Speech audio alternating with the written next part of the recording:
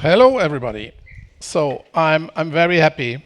I'm here in Warsaw, in Poland, because Poland is very, very important.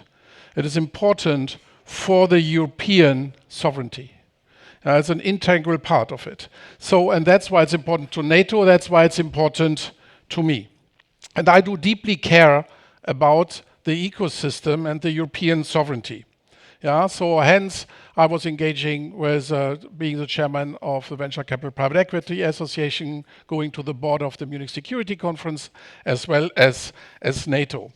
So in 2019, had a presentation in Munich that was called Cold War 2.0 and the Role of Tech.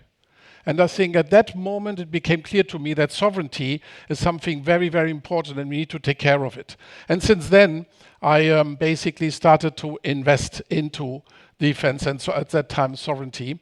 By now, NAV-wise, we are probably 10 times bigger than any other fund, given we started 6 years earlier. And the FT said that we are probably in 20 of the top 25 companies. So what I want to talk about today is the following. I want to talk about the drivers for the ecosystem. And because if this is a bracket that unites us as an industry, and if we get that right, then everybody will profit from it. So, and so for me, the biggest, if you think about it, the biggest advantage we have over Iran or Russia is we can mobilize in the West private capital. Yeah, and if you think about the EIF or other methods, their ratio of state money to private money is 1 to 4. So basically, with being in a situation where we have private money, so we basically can mobilize 4 times more money for the defense than the adversary states can do that. So, but in order to do that, we do need to make sure the orders come in now. Because if the orders don't come in, we break the cycle and then this great advantage will be lost. So that's why I'm talking with you about what does it mean for the whole ecosystem to make and to force the orders coming in. What can we do on that side? So let's say, I think this year will be the year of concentration and consolidation. Yeah, it sounds early, but we have to do that. So if we think about it. So I was in Washington at the Hill and Valley Conference 2 weeks back. And what you see there, if you see Feinberg, so he basically, we met 5 people from the Department of War. All of them had a private equity background. So the Americans do already understand that you basically need to equip the MODs and the military with people that understand the language of private capital and that make it possible to get the private capital into the market. So, and basically what they also have achieved, they have consolidated all the technological efforts about fewer companies, so that you basically have a higher probability of getting them the big orders and getting them at scale. So for us in Europe, that means this is probably how our landscape looks like currently. So you have multi-domains, and you have the Helsing and U forces. You have the air. So these are probably the ones with external confirmation, which 80–90% of the people would agree on if we were independently asked who are driving the different ones.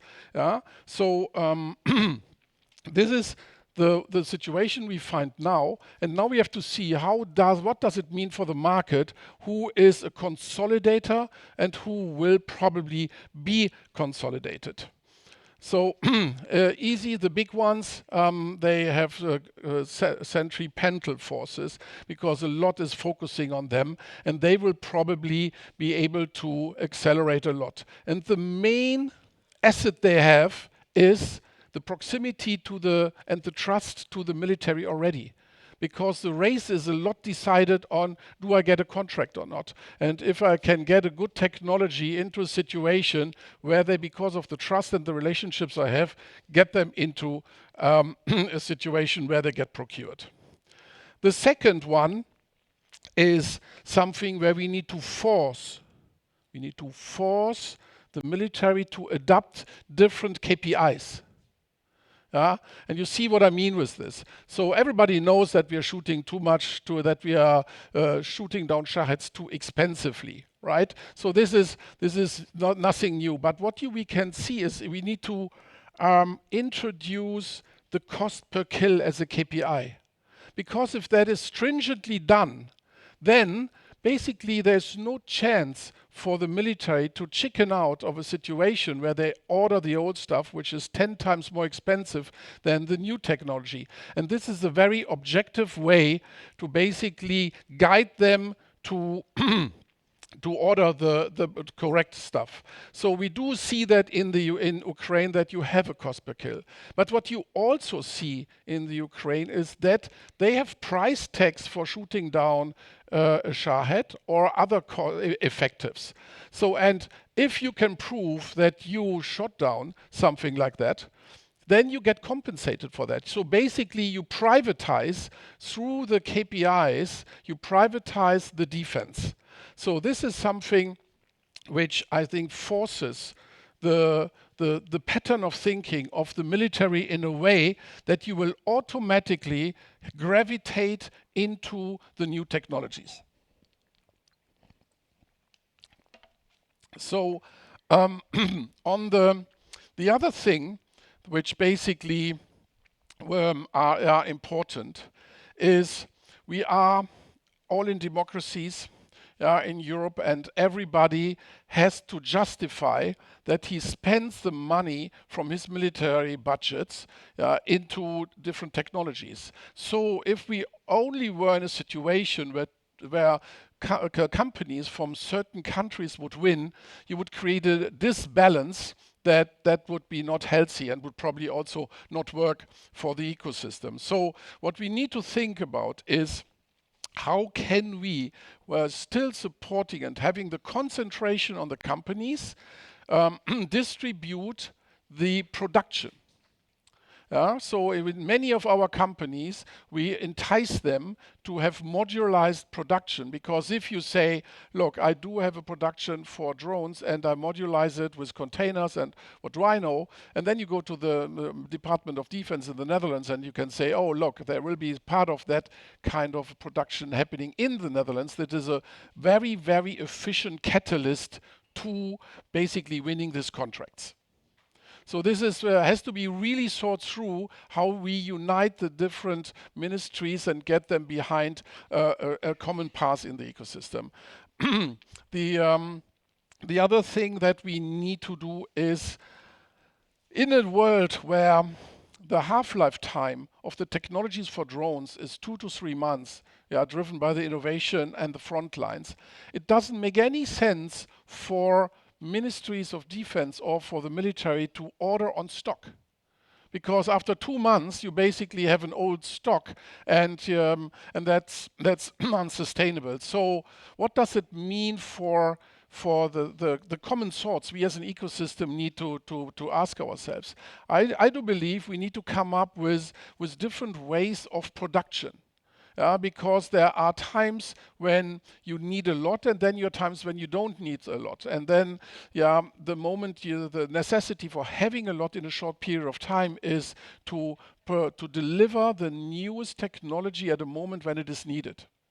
So we probably need to, currently we are thinking with some ministries on a model of defense as a service, where you do have contracts with former car manufacturers that suddenly have idle production capacities, and they can basically hold them more easily on stock as the startups. And the moment you need something, you have like an accordion where you expand very quickly and then can contract if it's not needed anymore so quickly.